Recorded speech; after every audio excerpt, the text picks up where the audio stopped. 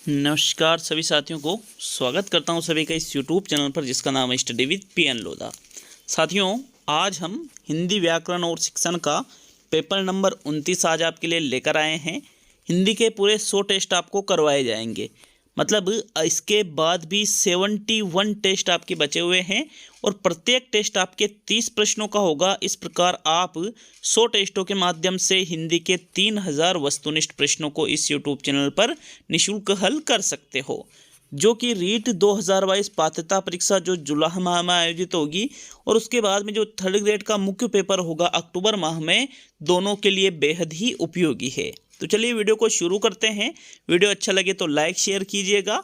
साथियों, यहाँ पर हम हिंदी के अलावा साइकोलॉजी के भी 100 टेस्ट कर रहे हैं, टीचिंग मेथड के भी 100 टेस्ट कर रहे हैं। आपके हिंदी के तो 100 टेस्ट हैं ही हैं। राजस्थान जीके की 6 से 12 कक्षा 12 की किताबों की राजस्थान जीके की 100 क्लासें पढ़ रहे हैं और राजस्थान जीके के ही 100 टेस्ट भी अटेंड कर रहे हैं। तो ये सारी चीज़ें आपको इस चैनल पर बिल्कुल निःशुल्क मिल रही है। नए हो चैनल पर तो चैनल को सब्सक्राइब जरूर करिएगा। चलिए शुरू करते हैं इस वीडियो को। एक एक प्रश्न को अच्छे से देखेंगे। पहला प्रश्न आपके प्रश्न संख्या 1 है। ये देखिए प्रश्न नंबर 1 को, एक साधे सब सदे सब साधे सब जाई, इसका सही अर्थ क्या होगा? ये एक लोकोक्ति है साथियों। एक साधे सब सदे सब साधे सब जाई, समय की समाप्ति पर कुछ नहीं होता। बार बार अभ्यास करने पर मूर्ख व्यक्ति भी विद्वान बन जाते हैं। व्यक्ति को जीवन में कम महत्वाकांक्षी होना चाहिए और व्यक्ति को जीवन में नाना प्रकार के लक्ष्य निर्धारित करने की अपेक्षा एक उत्तम लक्ष्य को निश्चित करना चाहिए। तो दिए गए विकल्पों में से कौन सा विकल्प आपका सही है? आपको प्रश्न संख्या 1 में इसका सही उत्तर देना है। साथियों, प्रश्न संख्या 1 में जो सही उत्तर है वो है चौथा विकल्प। क्यों? क्योंकि एक साधे सब सदे सब साधे सब जाई, मतलब व्यक्ति क्या करता है, किसी एक उद्देश्य या लक्ष्य को बनाकर यदि उसको प्राप्त करने की कोशिश करेगा तो निश्चित रूप से उसको उस लक्ष्य के अलावा और भी अन्य चीज़ें प्राप्त होगी। लेकिन बहुत सारे लक्ष्य बना लिए तो एक भी लक्ष्य की उसको प्राप्ति नहीं होगी। अर्थात व्यक्ति को जीवन में नाना प्रकार, मतलब अलग अलग प्रकार के लक्ष्य निर्धारित करने की अपेक्षा एक उत्तम लक्ष्य को निश्चित करना चाहिए। 4th विकल्प इस प्रकार से आपके सही है 1वें प्रश्न में। नेक्स्ट प्रश्न नंबर 2 पे आते हैं। साथियों, दूसरा प्रश्न है सेकंड, कान भरना मुहावरे का अर्थ है ध्यान न देना, चुगली करना, परेशान करना और भेद खोलना। तो देखो, कान भरना कोई व्यक्ति दूसरे से कहता है, या ज़्यादातर महिलाएं महिलाओं से कहती है, या फिर महिलाओं से पुरुष, कुछ भी कोई भी किसी से कह सकता है कि उसने तो तुम्हारे कान भर दिए। ध्यान न देना, परेशान करना, भेद खोलना, जी नहीं, कान भरना का मतलब होता है चुगली करना किसी दूसरे की। सेकंड विकल्प आपके प्रश्न संख्या 2 में सही है। नेक्स्ट आगे बढ़ेंगे साथियों प्रश्न नंबर 3 पर। तो तीसरा प्रश्न देखते हैं। आपके प्रश्न नंबर 3 है, हवा चली, पानी बरसा और ओले गिरे, वाक्य में कौन से विराम चिन्ह का प्रयोग हुआ है? अवतरण चिन्ह, अपूर्ण विराम चिन्ह, अल्प विराम चिन्ह और संक्षेपण चिन्ह। देखो, विराम चिन्ह हवा चली के बाद में यहाँ पर लग रहा है ये, और ये तो पूर्ण विराम चिन्ह है जो कि विकल्प में वाक्य की समाप्ति पर लगाया जाता है, जो विकल्प में है ही नहीं। तो मतलब हवा चली के बाद में ये जो विराम चिन्ह लगा हुआ है इसको ही आपको पहचानना है। तीसरे प्रश्न में जो आपके सही उत्तर है साथियों, इसको अपूर्ण या अवतरण चिन्ह नहीं कहेंगे, बल्कि इसको अल्प विराम चिन्ह के नाम से जाना जाता है। विकल्प आपका 3 सही है प्रश्न नंबर 3 में। नेक्स्ट प्रश्न नंबर 4 पे आते हैं। तो चौथा प्रश्न है, इनमें से कौन सा वाक्य मिश्र नहीं है? गुलाबी नगर जयपुर राजस्थान की राजधानी है। मैं कामायनी पढ़ता हूँ जो प्रसाद की रचना है। गांधी जी ने कहा कि सदा सत्य बोलो। जो परिश्रम करता है वो सफल होता है। तो साथियों, जो वाक्य मिश्र नहीं है, मतलब 3 वाक्य इसमें क्या है, मिश्र है, और एक या तो सरल होगा या संयुक्त होगा, उसकी पहचान आपको करनी है।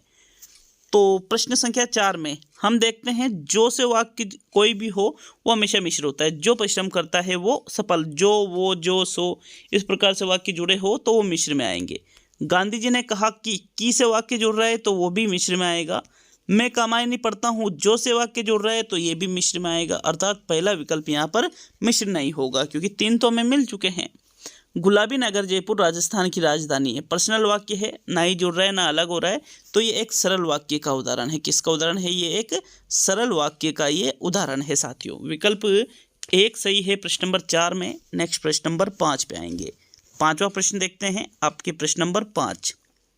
इनमें से किस विकल्प में कारक संबंधी अशुद्धि हुई है? गुरुजी के ऊपर श्रद्धा रखो, वे पुराने कपड़े के व्यापारी है, वृक्षों पर कौवा बोल रहा है और मीरा एक प्रसिद्ध कवियत्री थी। तो देखो कारक चिन्ह जो होते हैं उससे संबंधित अशुद्धि आपसे पांचवें प्रश्न में पूछी जा रही है। साथियों, मीरा एक प्रसिद्ध कवियत्री थी। मीरा एक प्रसिद्ध कवियत्री होता है तो ये तो लिंग संबंधी अशुद्धि है, ये गलत लिखा हुआ है।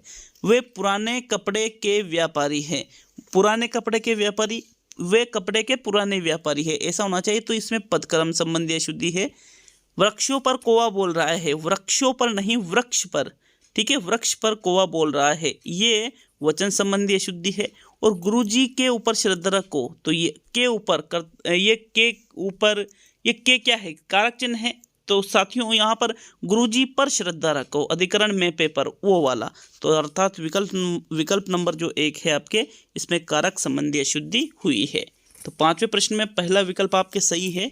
नेक्स्ट प्रश्न नंबर 6 पे आएंगे। छठा प्रश्न है, उन दोनों में जाने कौन खेलेगा? यह वाक्य है प्रश्नवाचक, संदेहवाचक, इच्छार्थक वाक्य और आज्ञावाचक वाक्य। देखो आज्ञावाचक वाक्य में आज्ञा दी जाती है, यहाँ पर कहीं भी आज्ञा नहीं दी जा रही है। इच्छार्थक वाचक में क्या होता है? इच्छा या फिर हमारी जो भावनाएं हैं हम उनको व्यक्त करते हैं, तो ये भी आपका आंसर नहीं होगा। प्रश्नवाचक वाक्य में प्रश्न पूछे जाते हैं, यहाँ प्रश्न भी नहीं पूछा जा रहा है, लेकिन संदेह किया जा रहा है उन दोनों में जाने कौन खेलेगा, मतलब फिक्स नहीं है ये चीज़। तो फिर ये वाक्य किसका उदाहरण है? संदेहवाचक वाक्य का ये उदाहरण है। छठे प्रश्न में आपके दूसरा विकल्प सही है। नेक्स्ट प्रश्न नंबर 7 पे आएंगे। तो सातवां प्रश्न, रेप की दृष्टि से अशुद्ध रूप है अंतर्गत, दवाइयाँ, अनाथिनी और कवियत्री। साथियों, रेप की दृष्टि से, वचन की दृष्टि से, लिंग की दृष्टि से, कारक की दृष्टि से, संधि की दृष्टि से इत्यादि ये चीज़ें जो अशुद्धियाँ होती है, तो यहाँ रेप मतलब रे रत्व वाले से संबंधित जो अशुद्धि है वो रेप संबंधी अशुद्धि कहलाएगी।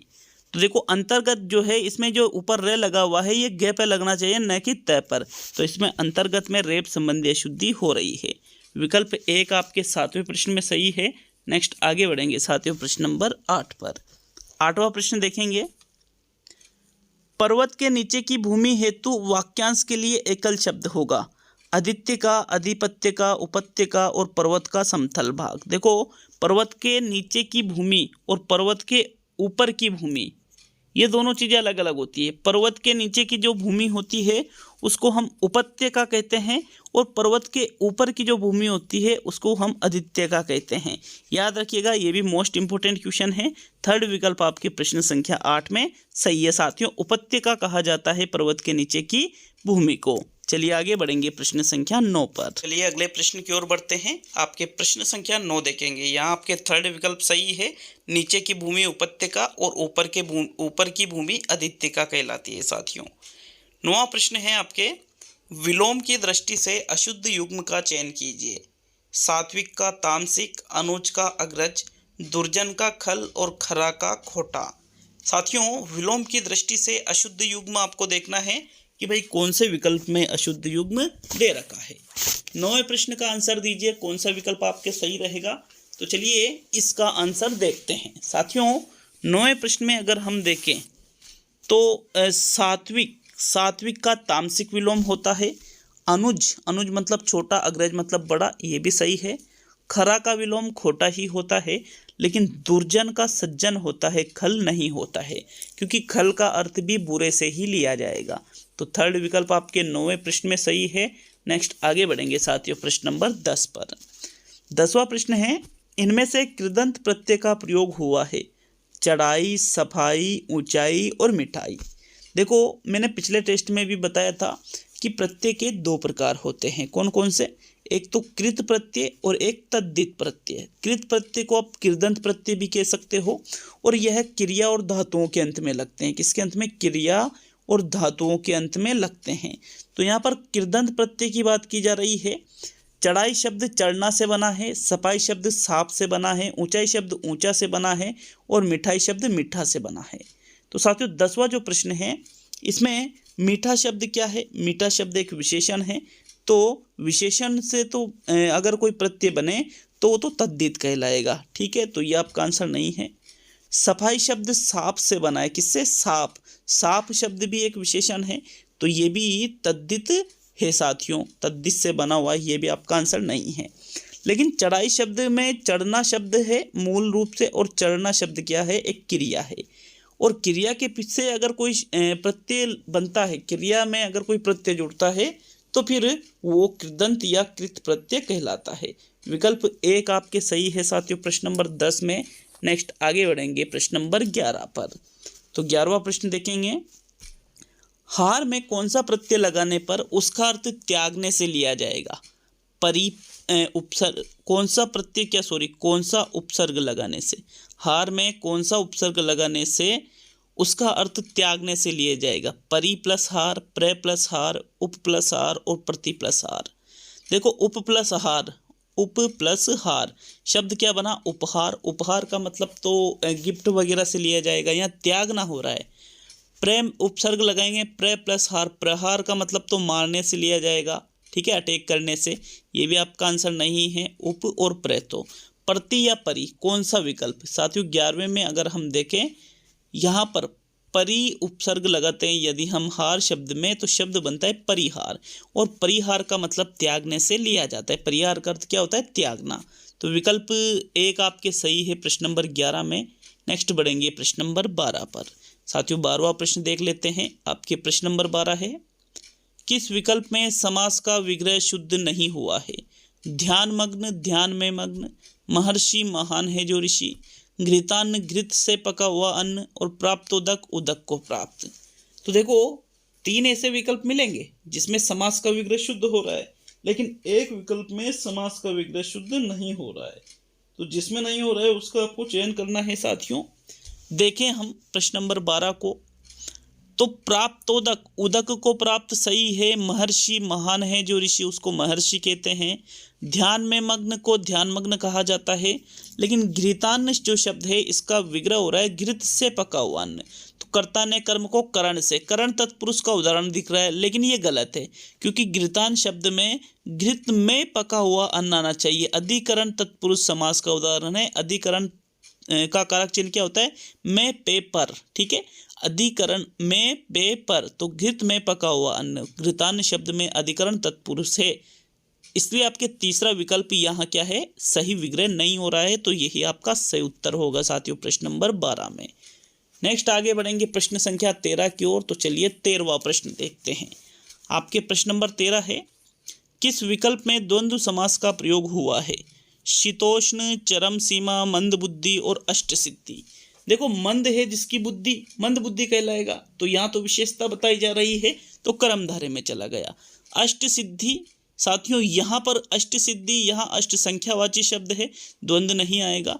शीतोष्ण और चरम सीमा, तो साथियों शीत है जो उष्ण है, ये भी कर्मधारय है, लेकिन चरम सीमा जो शब्द है आपके प्रश्न नंबर 13 में, शीत और उष्ण, साथियों शीतोष्ण सॉरी, चरम है जो सीमा और शीत या उष्ण शीतोष्ण, तो बिल्कुल इसमें द्वंद्व समास है। थोड़ा यहाँ पर मेरे कन्फ्यूजन हो गया था माइंड में साथियों, यहाँ शीतोष्ण सही है।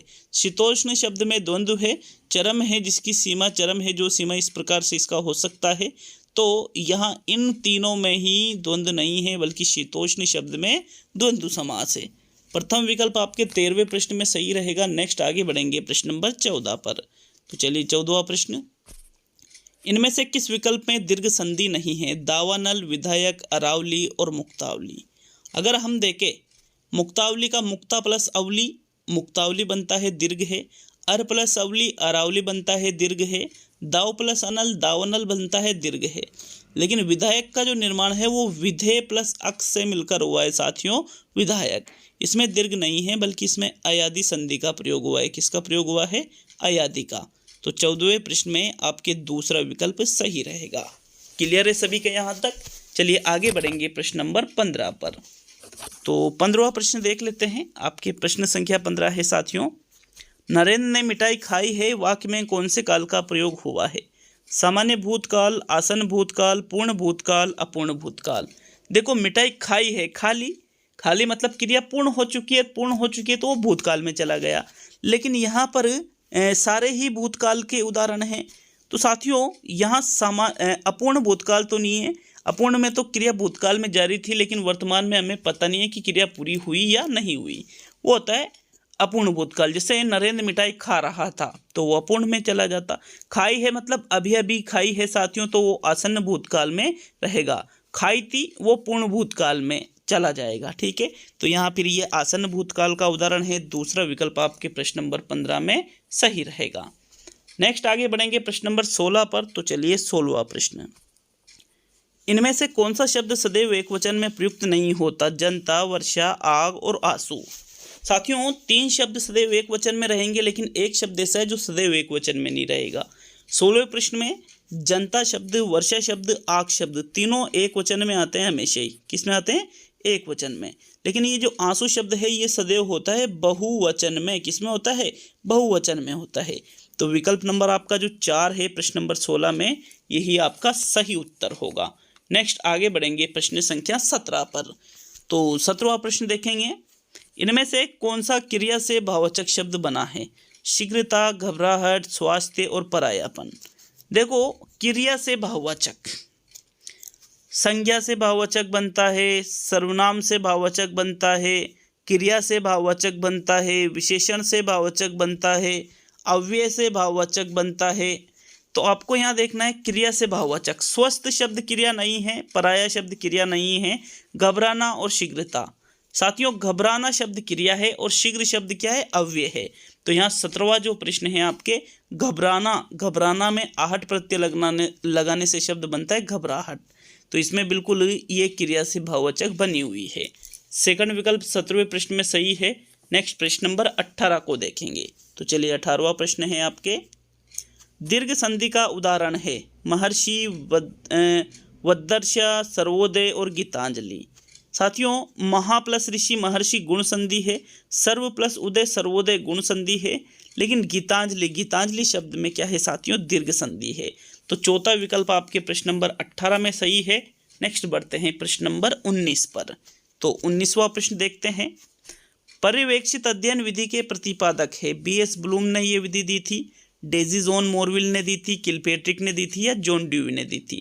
तो देखो जो पर्यवेक्षित अध्ययन विधि है ये किसके द्वारा दी गई? किलपेट्रिक, जॉन ड्यूई या ब्लूम? नहीं, इन तीनों ने ही नहीं दी, बल्कि डेजी जॉन मोरविल के द्वारा पर्यवेक्षित अध्ययन विधि का प्रतिपादन किया गया था साथियों। तो सेकंड विकल्प आपके प्रश्न नंबर 19 में सही है।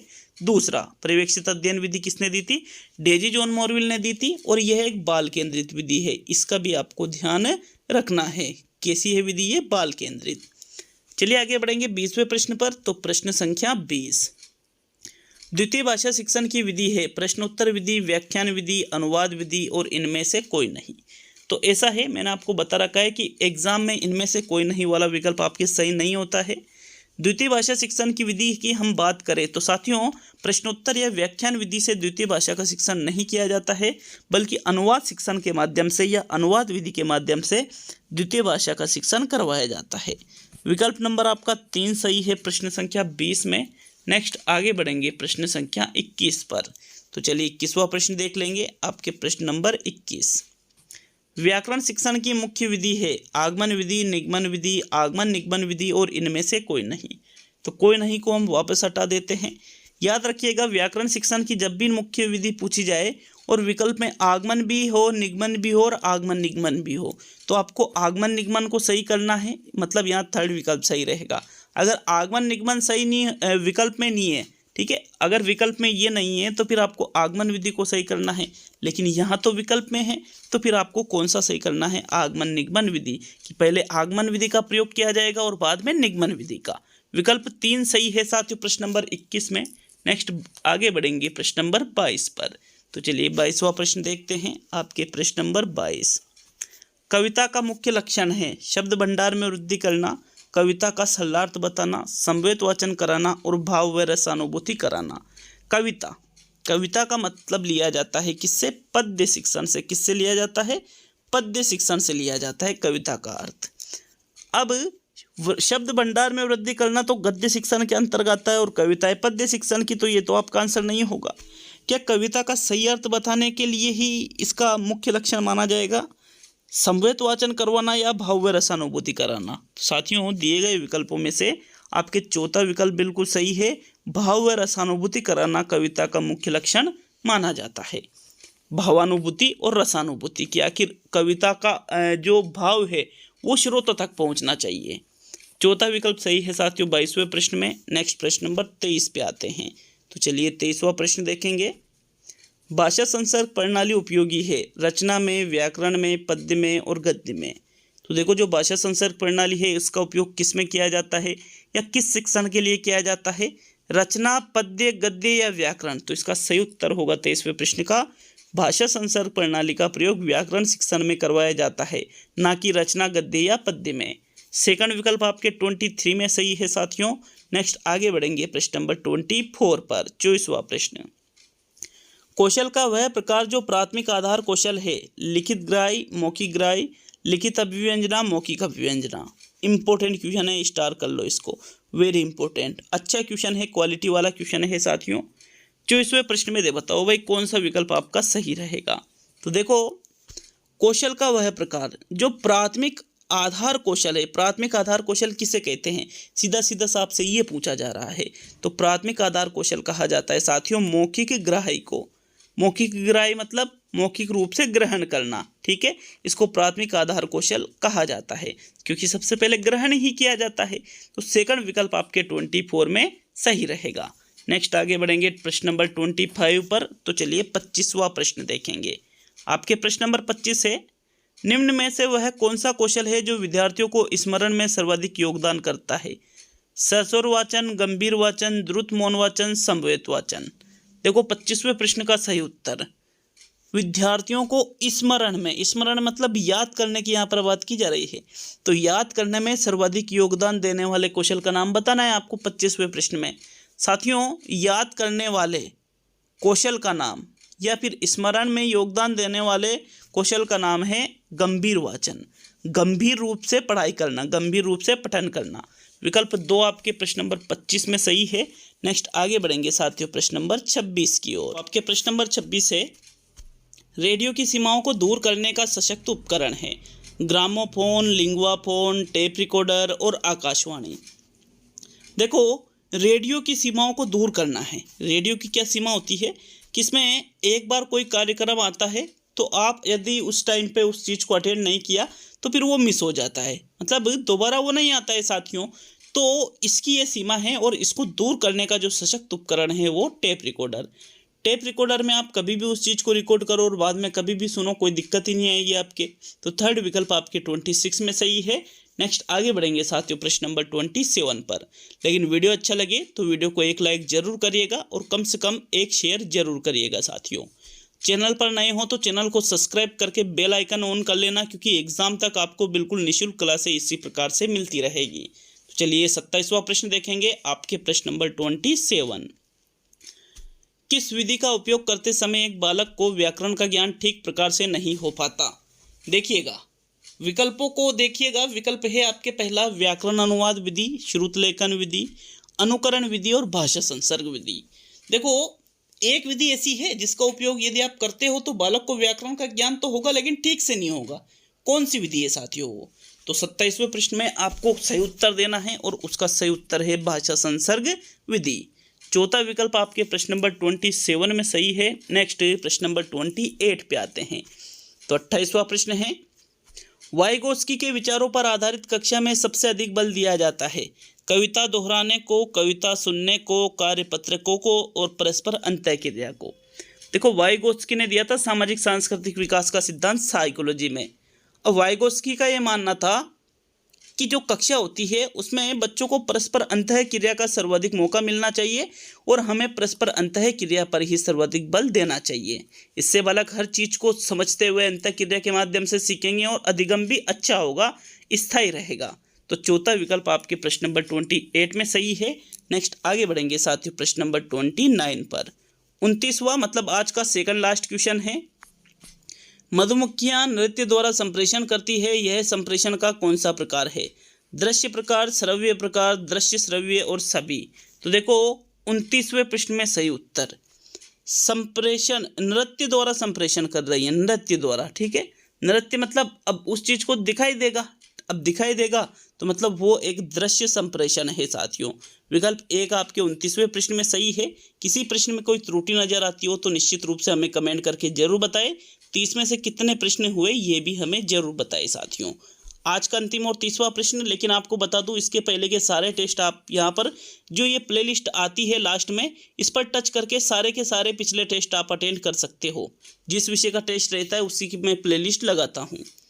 30वां और अंतिम प्रश्न है, प्राथमिक स्तर पर पढ़ने की क्षमता का आकलन करने के लिए सबसे अधिक महत्वपूर्ण है विराम चिन्हों का प्रयोग, पढ़ने में प्रवाह, अर्थ निर्माण और वर्णों की पहचान।